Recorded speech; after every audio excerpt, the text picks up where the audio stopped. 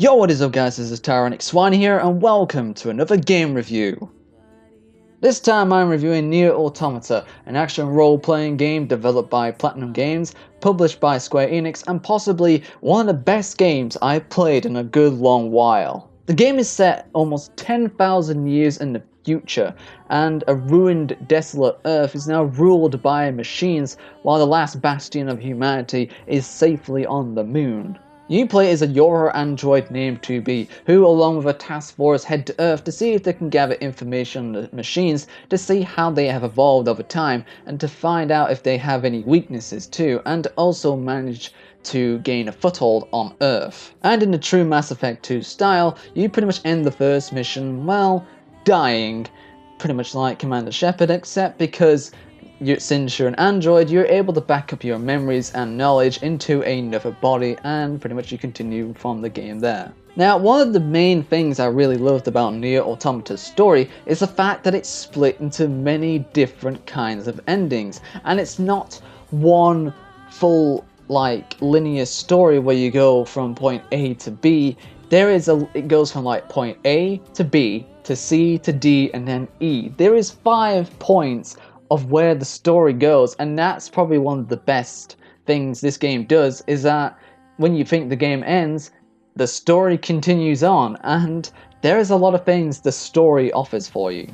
Throughout the first portion of the game, you pretty much play as 2B, who along with 9S are trying to help out the resistance force on Earth and try to discover more about the machines, what they've been up to, how they've evolved over time, and how deadly they've become.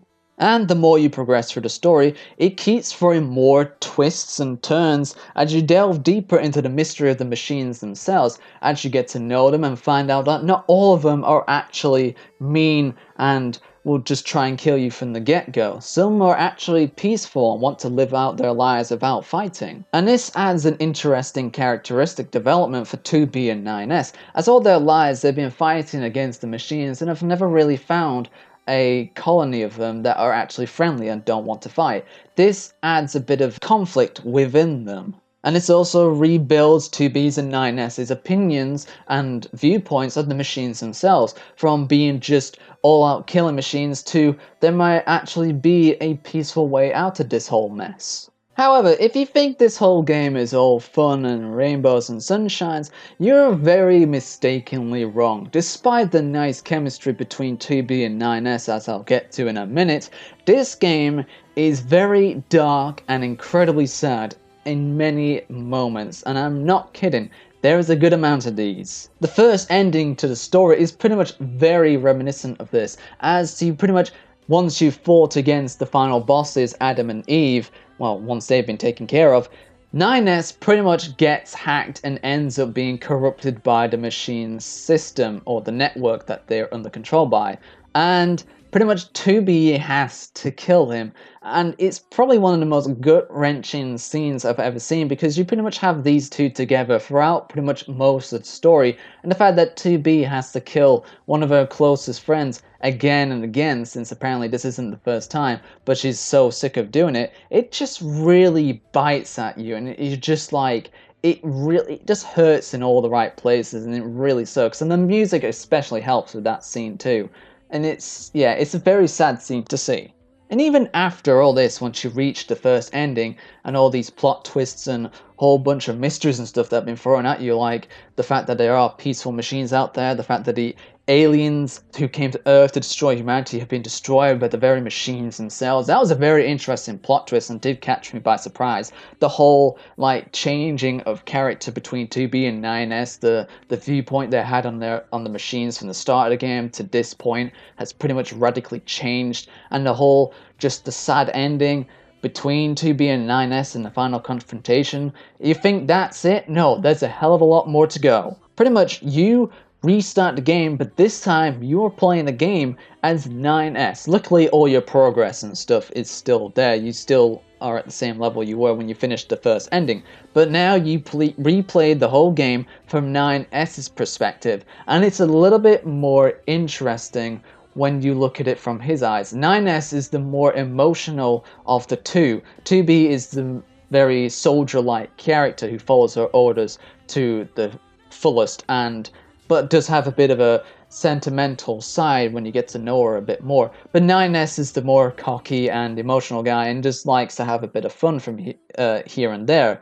But his viewpoint on the machines, he has a much bigger insight on what their minds are like, especially when he hacks into them, which is something you can do.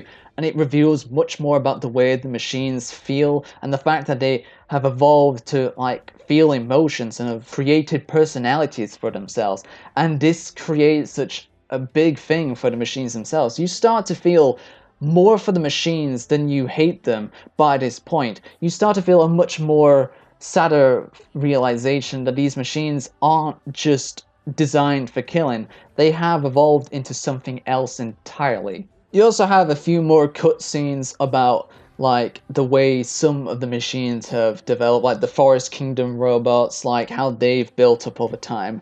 The that dancing giant machine monster thing, how that was like sort of changed itself so it could be like this some sort of form of beauty to another machine that it liked. And then you also have more insight on Adam and Eve and how they feel. And to be honest, the way these cutscenes show Adam and Eve, it just kind of shows that they aren't really villains whatsoever. They're just trying to learn how to be human and what they're like. I mean, that's not really a very villainous plan if you think about it. Brother? Why do we have to wear undergarments? It's such a hassle. The records claim humans covered their crotches as they went about their business. Revealing one's genitals was seen as problematic. So just be quiet and wear them already. Okay, but why are we eating this plant matter? Machines don't need to eat things like this. This is a type of fruit. Our data suggests that mankind gained great intelligence from consuming fruit. So quit griping and eat it already. Alright, if that's what you want. But once we're done, can we play together for a bit? Fine. Oh, great. Then I'll eat lots of fruit. The genius thing of this game is that it makes you think about like the machines or anything from a first perspective, and then it reveals more information to you, and then your perspective slowly changes. You start to feel really bad about what you've been doing throughout the game, well, depending what the side quests are as well, since they're not always machine related. But you slowly start to feel like the machines aren't really the true enemies, or aren't really the villainous things they are. And it also kind of sucks again when you like get to the ending and you have C2B kill 9S again, but it feels a bit more sadder this time because you had to play the whole game again as 9S. Now at this point, by the time I had completed 2B's first going, I pretty much had played the game for over 18 hours, and so when I got the first ending, I thought, this was a little bit short. Then when I did 9S's, that probably added on a few extra hours, since you pretty much replay the whole game again if you get, well, minus the side quests, because they don't luckily continue on if you've already completed them once.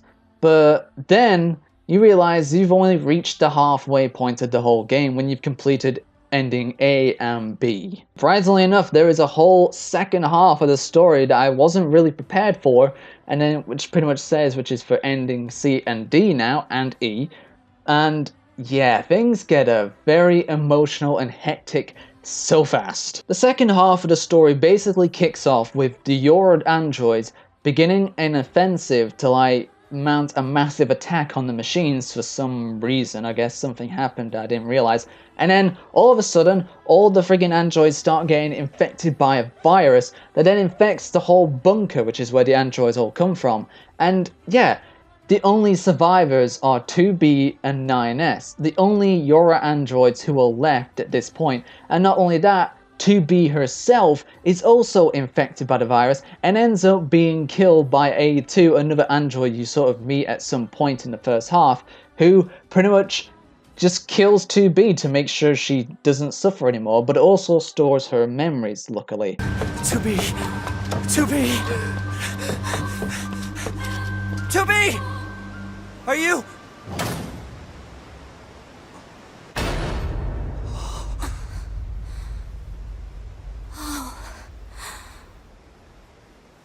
Nights. Oh no! 2B! No!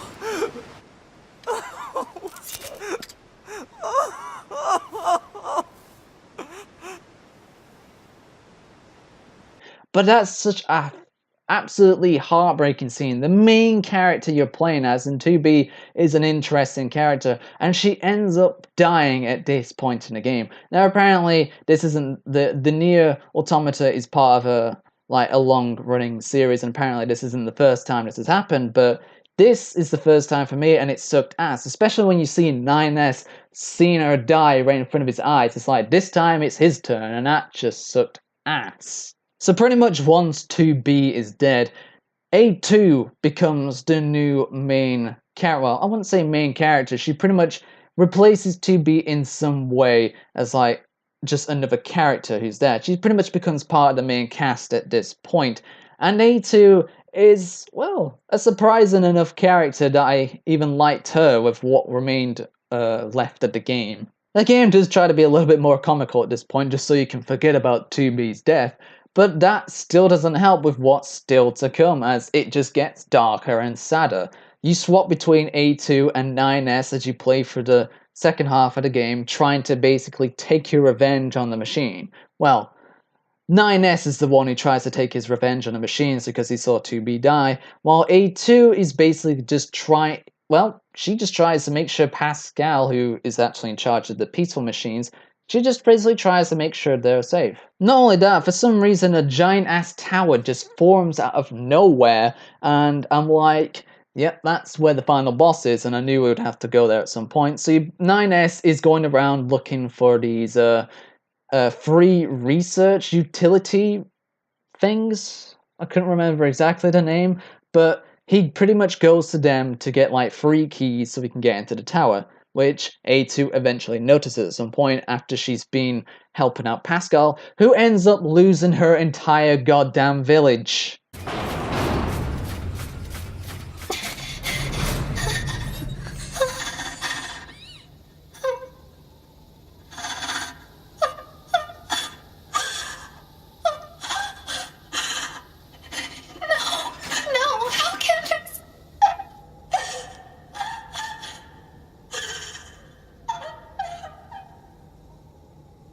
Yes, the peaceful machines that you pretty much come to like because you helped them out and everything, and they've helped you out in many situations, all end up dying anyway, and that bloody broke my heart. The fact that you see Pascal trying to save the children machines from like the whole massacre, and then you end up having to fight a whole bunch of enemy machines, and when Pascal goes back to the hideout where the children machines are, they are all freaking dead because they ended up killing themselves out of fear. That was horrifying and just sad to see, and the fact that he had a decision to either destroy Pascal or erase her memories is just another decision that is just heartbreaking for a lot of people, and it just hurt a lot in my opinion too. And the hurting just keeps on going as you see characters you've seen from time to time end up sacrificing themselves for you just so you can complete your mission, and it just, I mean, even when you hardly see these characters, it just feels sad in a way that I've never really seen many video games do. But nevertheless, once you get into the tower, A2 and 9S are pretty much fighting at the same time through machines, going through different points, but they are fighting machines in the tower, and eventually they meet up with each other and face off against the final boss. But wait, that isn't actually the final boss. The final boss is actually yourselves, A2 versus 9S. Now, throughout my entire time playing this game, I didn't expect it to have like a sort of a showdown between two characters that you would be playing. Well, maybe when I got to the whole tower point, because since the last portion of the boss fight, you pretty much were swapping between A2 and 9S in that fight, it was starting to dwindle on me that yes, they were probably going to have some final fight. And they did, and I'm like, holy shit. Who do you choose? Because you had to pick as well between 9S and A2 who you wanted to be when it came to the final fight. And these endings, though not as powerful as the ending for A and B, the C and D endings are a little tiny bit lackluster. Well, A2's especially. If you choose A2, she ends up hacking into 9S to sort of try and get the whole virus out of his network, and she just like has the pod carry him away, and then she destroys the whole tower, including herself. And that felt a bit of a lackluster ending. But if you choose 9S instead, he decides to basically kill A2, who ends up like flinching because 2B tells her, like, sort of tells her not to in her mind, and then pretty much 9S ends up getting himself killed anyway. And then this whole weird thing happens. Pretty much 9S has to make this sort of afterlife decision where he either stays on Earth and dies, or he has this rocket which apparently has all the androids' memories lift off in the tower, because apparently the tower is actually an ark, and the androids' memories are sent to another planet so that they can restart again.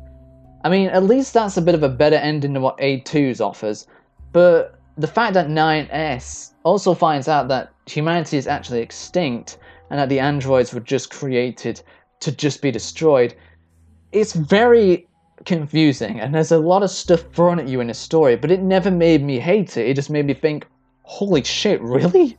So all this time we've just been like doing this shit for nothing? And I'll explain later about all the characters and everything, because 9S is probably one of the more one of those characters you're more likely to relate to when it comes to just this whole bunch of knowledge just blowing your mind.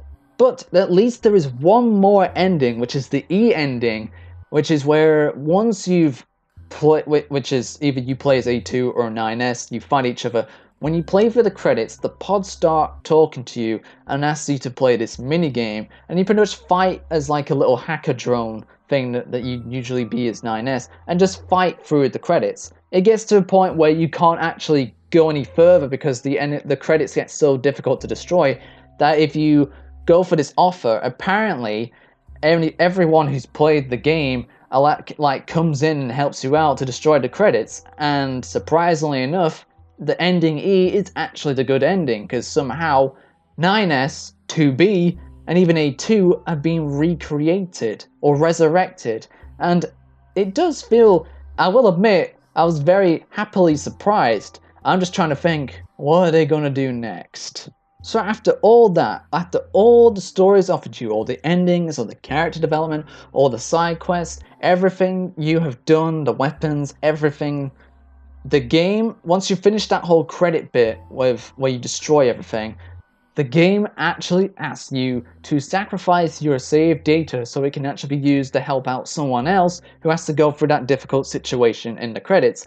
And this is a very important thing, I think, when it came to development of the game, because it shows what you're willing to sacrifice so you can actually help out someone else who is having the same difficulty. And I think that's a very secret, interesting move the developers have done for this game, and it really does make you think about what kind of person you're like and the well-being you are.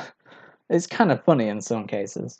But yeah, overall, the Nier Automata story is absolutely fantastic. I was interested the whole way through, and I loved the characters and everything. And so, pretty much, now it's time to explain everything else. So let's kick off by talking about the characters themselves. Now, 2B, 9S, and A2 are the main characters of the whole game. The best part about the game is really the whole chemistry between the characters. 2B and 9S are probably one of the best, well, they're probably not one of the best, but they are a great duo together. The fact that 2B is a very stern, soldier-like person who follows her orders very faithfully, but has a bit of a sentimental side from time to time, it goes very well with 9S's confident, cocky, funny personality, since he has a bit of a more emotional side, and 2B always tries to keep that in check. But it's just the fact that a lot of the side quests they also do and the comments they make are pretty damn funny. But because of this bond they build over time, just makes the ending for A and B even just the more sadder, and even more sadder when you see 9S see 2B die, because you've seen these two fight alongside each other pretty much throughout most of the game, and then all this shit happens to them. It's just so sad to see. But then at least if you get to the ending E, you see these two magically resurrected. Now, these two characters on their own would be very questionable, although I feel like it might have worked. 2B slowly develops as a character, going from this very little emotional badass soldier to having a bit of a more sentimental side, especially as her and 9S get more closer and closer, and even she tries to break through the whole not saying the 9's nickname and ends up saying it close enough near towards the end of the game. And just seeing her break down as 9S dies in front of her as she has to kill him with her bare hands you really feel for her character, as she hates having to do this since she's done it so many times. The same can be said for 9S. His character development really does change from being a quirky, funny, confident, happy guy with, well, since he's the more emotional of the two, but he ends up going completely and utterly insane by the end of the game. His whole devastation over the fact that the bunker has been destroyed, Yorha is destroyed in fact, all the secrets he learns, the truth about humanity, the truth about the androids, 2B's death, all of that would have just fucking broken someone, and it broke him to the fact where he just feels like he has been the main villain over the whole course of the game. I mean, there is another main villain, I think, but 9S feels in some ways like the main villain. You just feel very sorry for the position that he has gone through and just everything that's happened to him. It just really sucks, and you feel sorry for the guy. A2, on the other hand, is a little bit different, even more compared to these two. She shows up fairly late into the game, probably like the third quarter, about that point, and she's pretty much just your angry bitch, but she's a funny one, especially when she has these conversations with the pod that was assigned to 2B and is now assigned to A2. The conversations are really funny, and everything A2 says is just absolutely funny. It's like she doesn't want to do stuff, but she does it anyway. I really liked A2's character despite how late she was introduced, and even though she doesn't really have much emotional attachment to 9S and the other characters, she does have like the memories of 2B, and that sort of influences some of her decisions and does make her a bit more of a softer person. It opens up a bit more of her character and makes her a little bit more like 2B by the end of the game. Even the side characters actually have good, decent character development. Pascal, the commander, Popola and Devola, ML. There is so many things with these side characters that just make you like them. The more you see them over time, the more developed they get, and it's just a nice journey with these guys, and just seeing some of the bad stuff that happens to them, like Pascal's village being destroyed, the commander sacrificing herself in the bunker, going down with it, Popola and Devola sacrificing themselves so 9S can get into the tower. Just so many things happen with these characters, and just by the end of the whole game, you realize pretty much most of these characters are dead. And that's what's even more sad, is that you've just gone through the game, getting to know these characters, and they all just end up dying one by one, and you're just like, stop. Just fucking stop. We've had enough fucking death.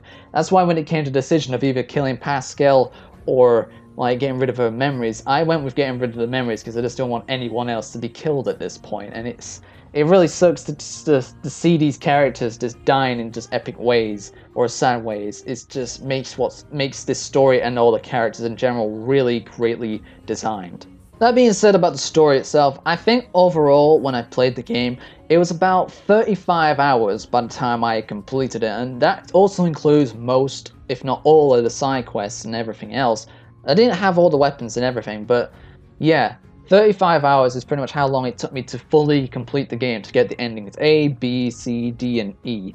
I mean, it won't take long to get endings C, D, and E, since you can replay the chapters once you finish the game. You can like replay certain parts of the game if you've like missed out on some things, and that really does help. So yeah, the game is long enough in terms of like an action role-playing game, in my opinion. Okay, now let's move on to the mechanics of the game, and let's start off with the combat. The combat is pretty interesting, considering hack and slashes aren't something I'm very used to. I've only tried it in a few games, but I thought it worked very well in this game. I mean, you have your assortment of weapons ranging from small swords, large swords, spears, and even combat braces, which are pretty much like large brass knuckles for you. And yeah, I thought the assortment of weapons you had available to you was actually kind of nice. The amount of materials you'd need to upgrade them was good enough, even though some of these are quite difficult to obtain. But yeah, I liked how even though there's not really many combos or anything like that when it comes to whacking your enemies, it's mainly button mashing between light and heavy attacks. But you do have like these sort of special moves when the icon for it shows up, which can end up with you killing the enemy in such an epic way. But also that, you also have a secondary combat mode where you have ranged attacks. And you pretty much have this pod around with you for the whole game, which is where your ranged attack comes in. It has many different firing modes too, like a Gatling gun, missiles, and even a laser to have. And there's even upgrades that the pod can use, which will definitely help you out in combat. You're going to need these upgrades because the assortment of upgrades, there is a large selection of them, but there is a decent amount that are very helpful. Some are for like a defensive sort of strategy, some are for attacking, and some are actually to help you find other materials and stuff throughout the world. Some good examples would be like the grenade launcher, the giant hammer that you can use, spears that come out from the ground, or even like this swinging sword or something that goes around you in case the enemies come by, the shields that form around you, a bubble that will have like enemies being thrown into it and near the center. There's so many like different upgrades that are very useful in their own way. Some don't work too great, as I found out. Not all of them work immensely well. I think the ones where spears come out of the ground aren't great, but most of these upgrades work particularly damn well and can be very helpful in dangerous situations. Both your weapons and the pods can be upgraded if you find materials for them, and sometimes it may be a bit difficult, but by the end of the game I did max out some of my weapons, though it was kind of difficult getting materials for the pods. You might have to grind quite a bit for them, but I feel it is definitely worth it as the damage boosts they get are immense and very helpful. There is also a large selection of items you can use in this game to really help out with your character. You have small, medium and large recoveries, which are very useful for gaining back your health and always will end up saving your life in very critical moments, especially in boss fights when your health is like minuscule. But you also have enhancement items too, which can be used to create these plug-in chips. And the plug-in chips can be used to upgrade your character to make them stronger, have better attacks, better defense, better moving speed. Pretty much it helps out in a lot of ways to make your character just more powerful against the enemies. And some of these enhancements really help out with some of the side quests, and some of the side quests are actually quite variative in what they do, as I'll explain in a few moments. But yeah, there is so many different types of enhancement items. You really will want to take a look at what they do for you. And yeah, making the best plugin chip, you will have a limited amount of space. So it's always best to choose carefully what you want to have in there, because the plugin chip you create will either help your character immensely, or it just might help you get fucked in the ass by the enemies even more. But yeah, if you want to make sure you make the best plugin chip, just make sure you know what you're looking for. Now, as I've said before, when it comes to upgrading the weapons and the pods, you will have to get materials to do that, and to be honest, finding them isn't too difficult. You'll see materials scattered a lot over the whole world itself, and they're very easy to spot since they have like this glowing orange orb. But if you want to get the better materials, some of them are only found in certain areas, like pure water is only found in the flooded city section, and torn books are found in the desert section. And yeah, it can be a bit of a pain having to go back to these areas just to get them, but trust me, they're well worth it just to upgrade all these items, because you will become a strong-ass badass. One last thing to say about the combat is there are certain parts of the game where you actually go into this aerial combat unit and start to shoot enemies in the sky in this sort of Star Fox-esque arcade-like fashion, and I really enjoyed that. It had this sort of nostalgic feel to it of like old arcade flying games, and it was just really well done with that. Now I want to talk about the side quests, and these are some of the best side quests I've seen since the Borderlands series, and how the way these side quests will make you feel at the end of them can be either really good or really bad. It all depends on what the music shifts into, because some of the side quests, like the one where you're having to protect this child machine across the desert and they suddenly start asking 2B and 9S questions about how to make children, is absolutely hilarious, and it's just... Some of the machine side quests are really good, but they make you feel good in the end, especially with what the way the music plays afterwards. But there are some side quests where you complete it, but the person who gave you the side quest just starts going insane and laughing like mad, and you're like, did I make the right choice here? And you're just really creeped out by how the end result is. And that's what I really like about the side quests, is that they make you feel like you've done a good thing or you've done a bad thing. And yeah, it's kind of genius how the developers have made you feel about that.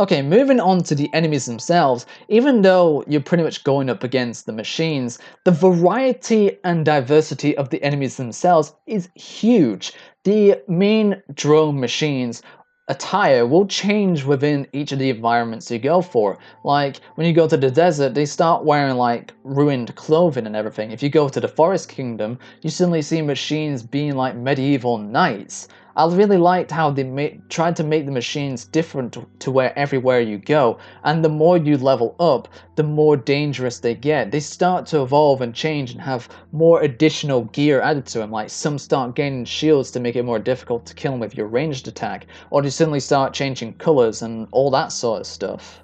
Hell, the game even starts bringing in like machines that are like giant fucking drill worms that are difficult as hell to kill, and the machines even start mimicking things around them. Like, you have machines that look like freaking dinosaurs or deer or like other stuff, like other animals and everything. I liked how the machines just adapted to the environment and also adapt as the player levels up alongside you. Now, I wouldn't say the machines are too difficult to fight against. I did play this game on normal difficulty because that's how I roll, and the machines weren't too hard to take on. I mean, obviously going into a higher level area, you're going to get your ass kicked unless you try and do this sort of whole strategy where you just draw out the fight for as long as you can, and it just gets a bit tedious. But it's always better to try and level up, but the enemies will level up alongside you. But they aren't too difficult, unless you go for the harder difficulties, where the hardest difficulty you will die in one hit. Now, if anyone has actually completed the whole game on that difficulty, I applaud you, because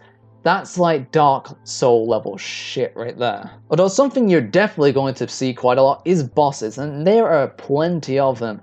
You'll see them quite often, though they're not too difficult to beat. Even though they each have their own different assortment of attacks and strategies, you pretty much just have to like hit them and shoot them as much as you can, and if you do it quick enough, they will die pretty damn quick.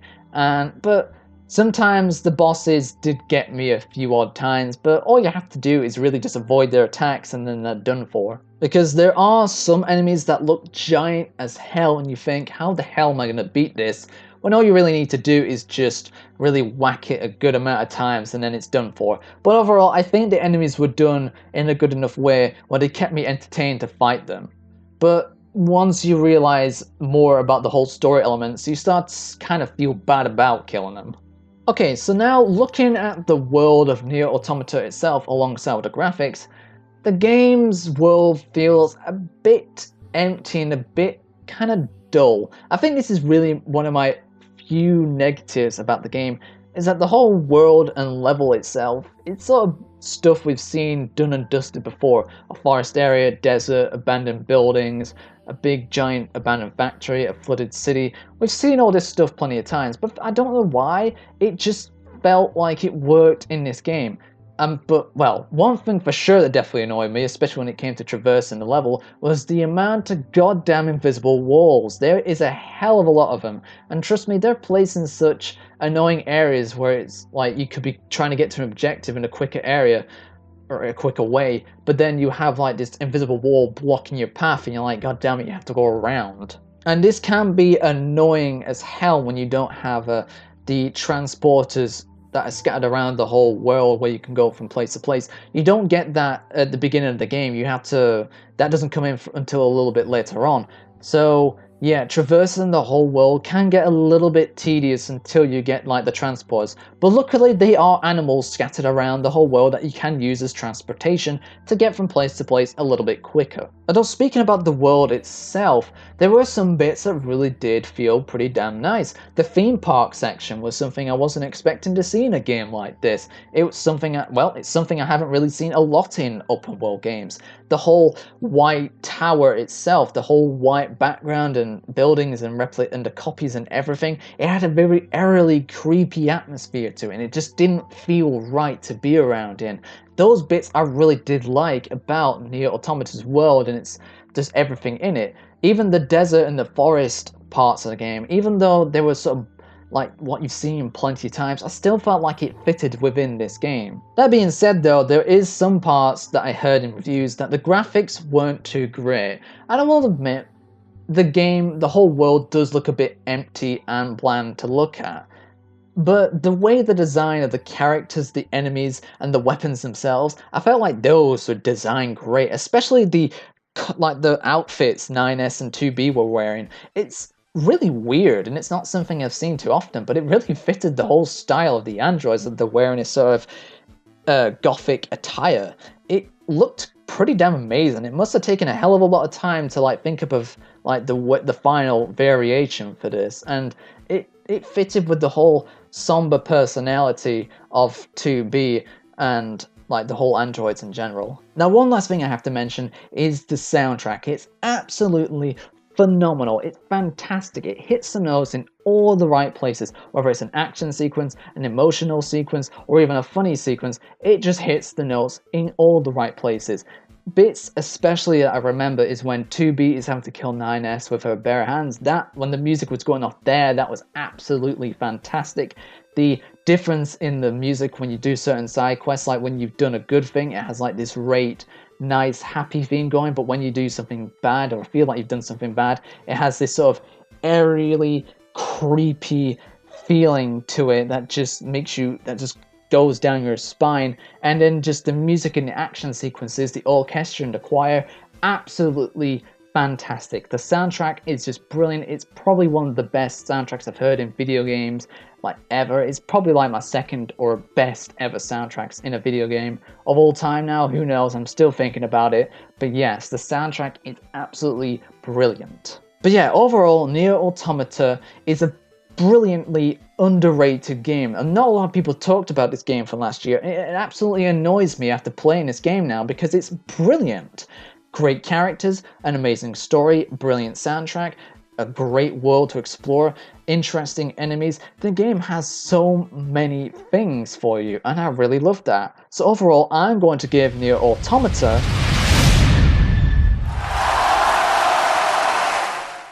So that is my review of Nier Automata. If you haven't played this game, go out and play it. I demand you to play it because this is a fantastic game. Even if it is a long game, I still demand you to play it.